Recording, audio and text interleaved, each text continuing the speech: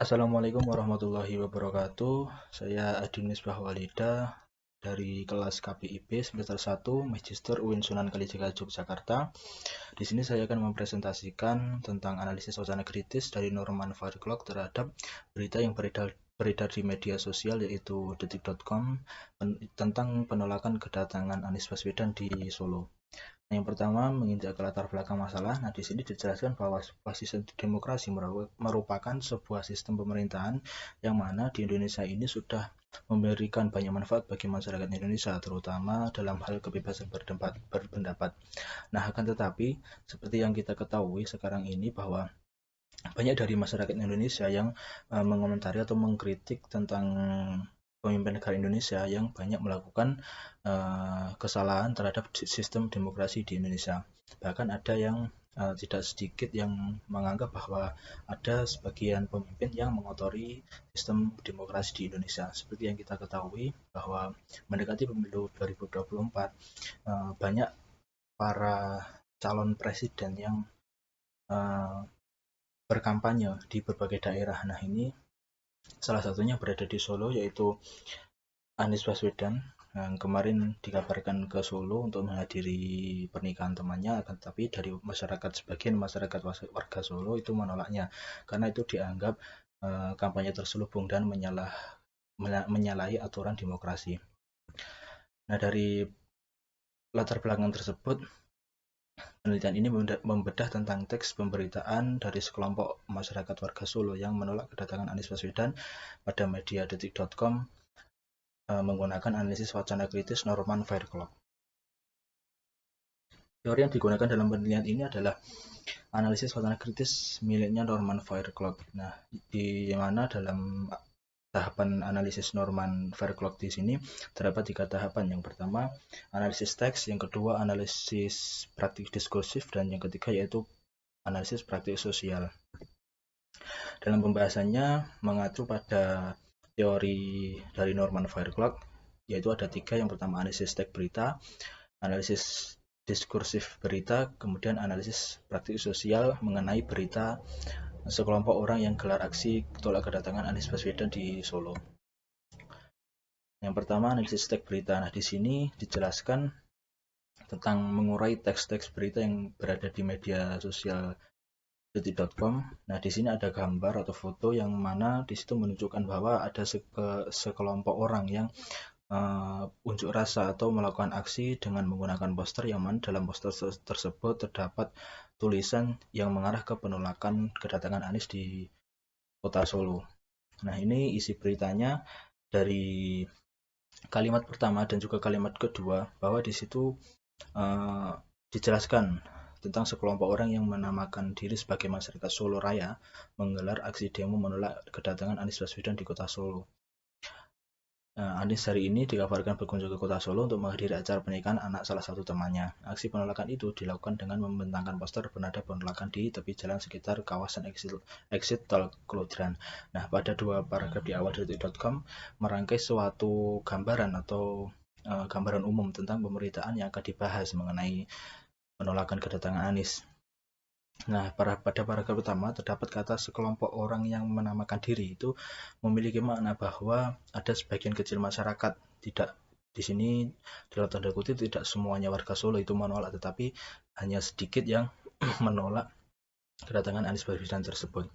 Kemudian ada juga di kata penggunaan kata yaitu dikabarkan berkunjung. Nah, ini dalam artian memiliki makna bahwa kedatangan tersebut masih belum ada kepastian karena masih dikabarkan akan berkunjung. Nah, sedangkan pada paragraf kedua detik.com merangkai kalimatnya dengan makna penjelasan untuk paragraf 1 yang mana menjelaskan tentang lokasi di mana aksi tersebut dilakukan, yaitu di kawasan exit tol Klodran.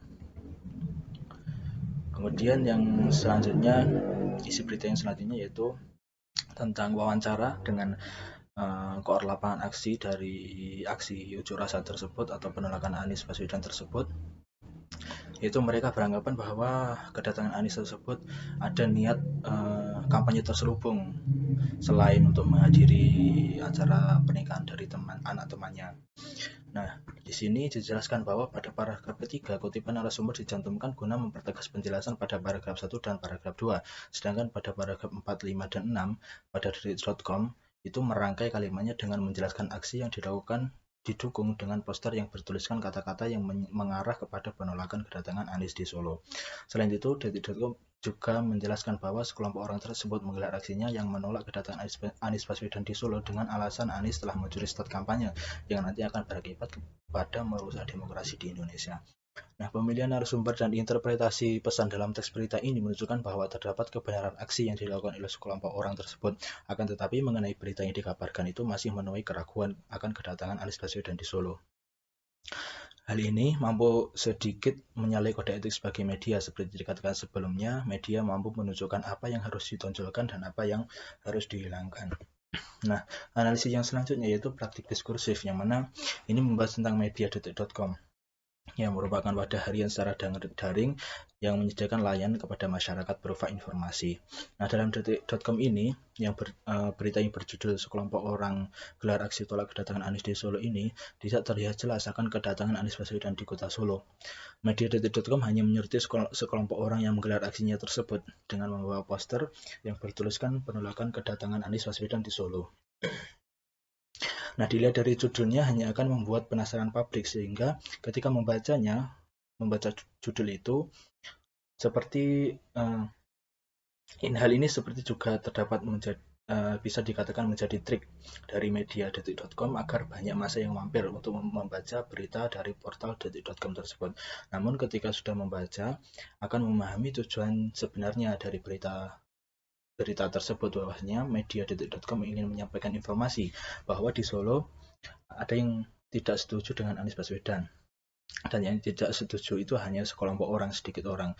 Bisa dikatakan bahwa masih banyak masyarakat warga Solo yang berpihak kepada Anies atau mendukung Anies Baswedan. Kemudian selanjutnya itu analisis praktik sosial, yang mana di sini terbagi menjadi 3. Yang pertama tingkat situasional, yang kedua tingkat institusional, dan yang terakhir adalah tingkat sosial. Nah, pada tingkat situasional ini, pemilu serentak akan berlangsung kurang dari 1 tahun lagi pada tahun 2024. Akan tetapi fenomena yang terjadi di Indonesia, sudah banyak para calon presiden yang melakukan kampanye di berbagai daerah. Nah, peristiwa ini menuai banyak pendapat dari kalangan masyarakat. Banyak yang berkomentar positif dan juga tidak sedikit yang berkomentar negatif. Nah, banyak dari masyarakat Indonesia yang berlomba-lomba mencari kabar baru di media mengenai Pilpres 2024.